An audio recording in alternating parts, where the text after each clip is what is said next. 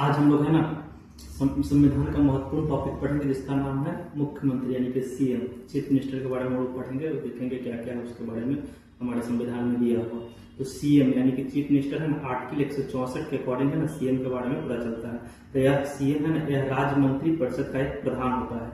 Article 164 के अनुसार है ना, मुख्यमंत्री की नियुक्ति है ना उस राज्य के राज्यपाल करता है।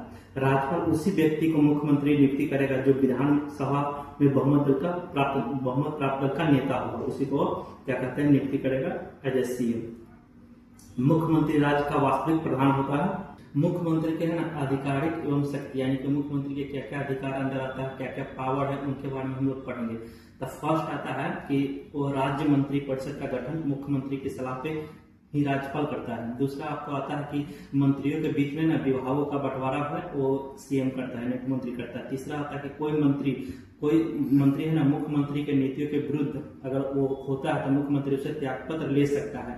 उसके लिए है ना क्या, अगर त्यागपत्र दे दिया तो ठीक है खुद से, अगर नहीं देता है तो राज्यपाल द्वारा है ना उसे बर्खास्त करवा सकता है मुख्यमंत्री।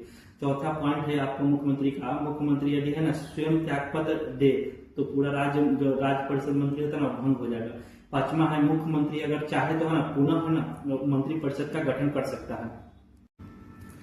छठा पॉइंट है कि मुख्यमंत्री ना राज्य मंत्री परिषद की अध्यक्षता करता है। राज्यपाल और मंत्री परिषद के बीच है ना, मुख्यमंत्री के बीच में है ना कड़ी मध्यस्थ का कार्य करता है, एक कौन करता है, मुख्यमंत्री। उसके बाद आपको है ना सातवां पॉइंट है कि मुख्यमंत्री है ना राज्य विधानसभा मंडल का नेता होता है। इस प्रकार किसी भी कार्यपालिका वास्तविक प्रधान मुख्यमंत्री होता है। तो यहाँ पे मुख्यमंत्री ये टॉपिक हो गया। तब हम लोग देखेंगे कि है ना कुछ लेटेस्ट में है ना जो हमारा सीएम बना है हमारे स्टेट का, तो स्टेट में जो नया सीएम बना है उसके बारे में हम लोग देख लेते हैं। तो फर्स्ट आपको देखते हैं कुछ लेटेस्ट सीएम में, जैसे देखिए फर्स्ट वेस्ट बंगाल। तो वेस्ट बंगाल का सीएम है बीजेपी का लीडर है, बीजेपी पार्टी जीता है तो बीजेपी का लीडर कौन बना है, वो शुभेंदु अधिकारी बना है। दूसरे नंबर पर आपका था तमिलनाडु का बना है आपको टीवीके का बना है, उनमें है सी जोसेफ विजय। थर्ड नंबर पे आपको आता है कि बिहार, तो बिहार का भी बीजेपी का बना है, उनका नाम है सम्राट चौधरी।